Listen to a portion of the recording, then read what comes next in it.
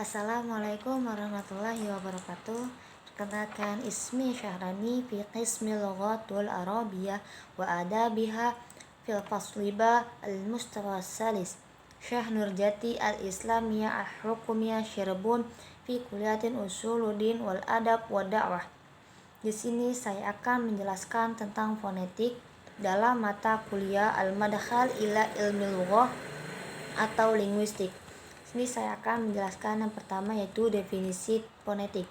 Secara etimologi, fonetik dalam bahasa Indonesia diserap dari bahasa Inggris, yaitu phonetics, yang berarti bidang linguistik yang membahas tentang pengucapan atau penghasilan bunyi, atau singkatnya disebut sistem bunyi suatu bahasa. Dalam literatur bahasa Arab, fonetik disebut dengan fonetik sebagai hasil serapan dari bahasa Inggris. Juga dalam banyak hal, kata fonetik diterjemahkan dengan ilmu aswat. Definisi terakhir ini dinilai lebih tegas dibandingkan definisi sebelumnya, karena Verhaer menyebutkan secara tegas status bunyi yang dimaksud adalah dalam bahasa. Hal ini menjadi sangat penting mengingat bahwa di dalam bahasa dibedakan antara bunyi-bunyi yang tidak berfungsi membedakan makna dan yang tidak membedakan makna. Lalu penyelidikan bunyi-bunyi tanpa memperhatikan fungsinya dalam membedakan makna disebut dengan fonetik. Adapun bunyi sebagai objek penelitian fonetik disebut dengan fon. Sementara penyelidikan bunyi-bunyi yang membedakan makna disebut dengan fonologi, dan bunyi sebagai objek penelitian fonologi disebut dengan fonem. Penyelidikan bunyi-bunyi secara historis, ilmu fonetik pertama kali dipelajari sekitar abad ke-5 Masehi sebelum Masehi di India kuna oleh Vanini, sang resi yang mempelajari bahasa Sanskerta. Semua aksara yang berdasarkan aksara India sampai sekarang masih menggunakan klasifikasi Vanini ini, termasuk beberapa aksara Nusantara.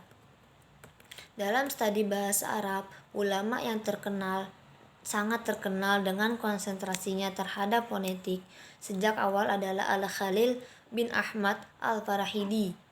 Al-Khalil berhasil menyusun kamus yang diberi judul dengan Al-Ain, yang membahas tentang aswat al-Arabiyah, lughatul Arabiyah.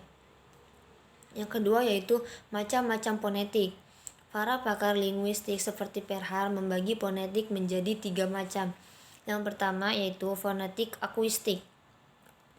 Itu menyelidiki bunyi bahasa menurut aspek-aspek fisiknya sebagai getaran suara, atau dengan kata lain, ilmu yang mempelajari gelombang suara dan bagaimana mereka didengarkan oleh telinga manusia. Yang kedua yaitu fonetik auditoris, yaitu ia menyelidiki cara penerimaan bunyi-bunyi bahasa oleh telinga sebagai persepsi bahasa. Atau dengan kata lain, suatu ilmu yang mempelajari persepsi bunyi dan terutama bagaimana otak mengolah data yang masuk sebagai suara.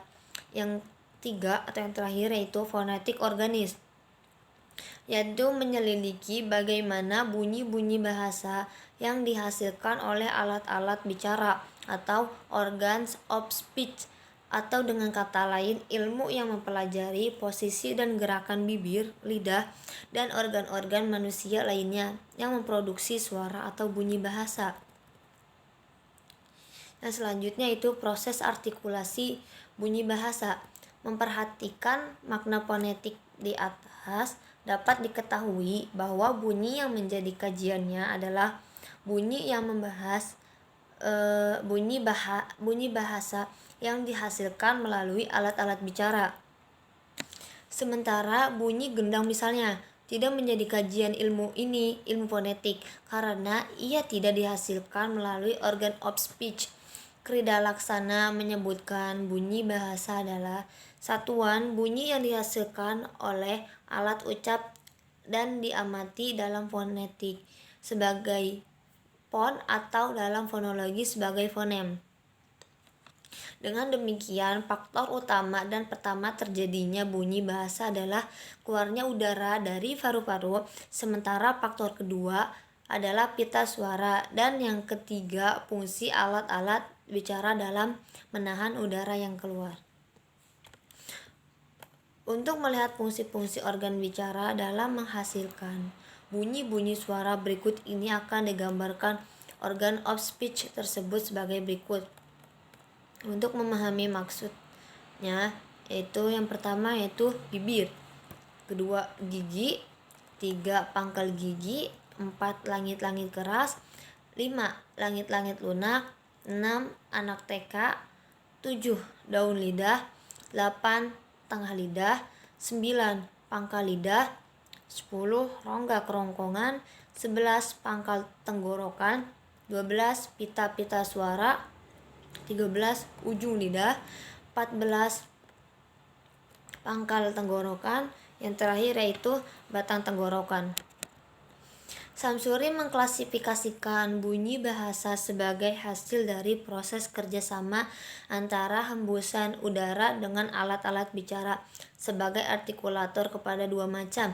Yang pertama, bunyi vokoid, yaitu bunyi yang dihasilkan melalui hembusan udara dari paru-paru tanpa mendapat hambatan artikulator.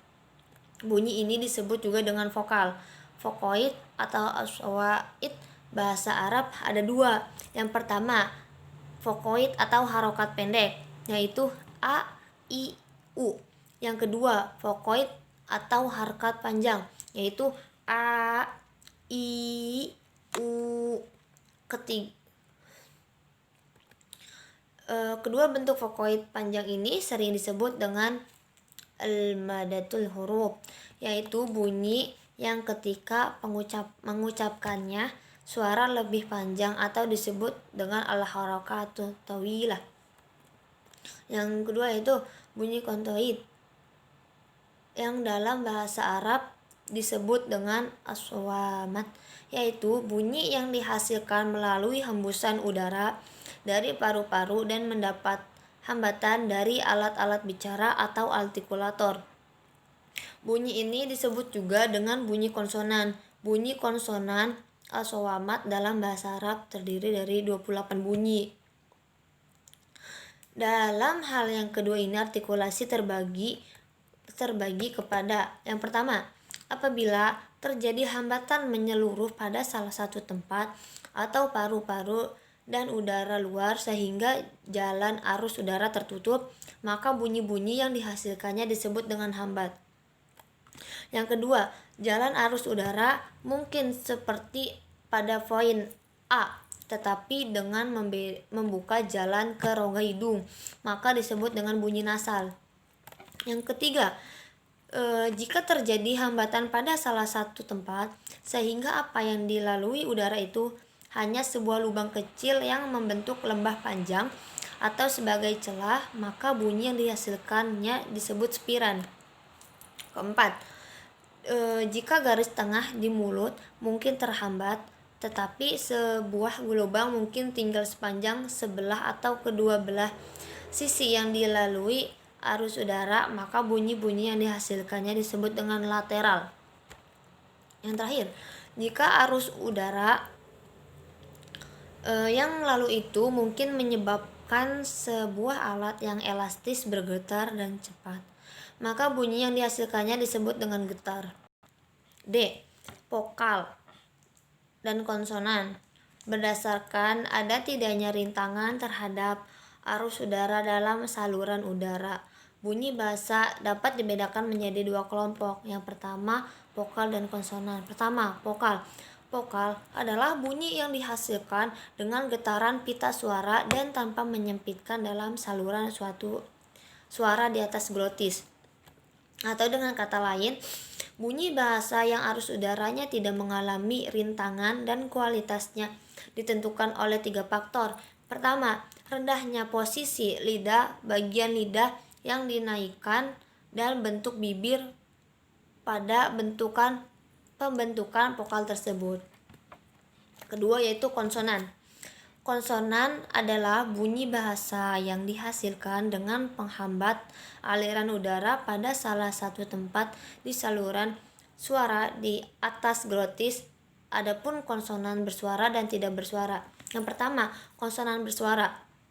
Dalam istilah bahasa Arab, konsonan bersuara disebut dengan as-somatul majhurah, yaitu apabila pita suara turut bergetar di saat pelafalannya. Yang kedua yaitu konsonan tidak bersuara. Dalam bahasa Arab dikenal dengan istilah al-mahmusah, yaitu apabila pita suara tidak turut bergetar ketika bunyi-bunyi itu diartikulasikan. Mungkin itu saja sedikit penjelasan atau pemaparan dari saya tentang fonetik, macam-macam fonetik dan lain-lain. Mohon maaf jika apabila ada kesalahan dalam pengucapan bahasa Arab atau definisi-definisi yang lain, mohon dimaafkan. Terima kasih. Wassalamualaikum warahmatullahi wabarakatuh.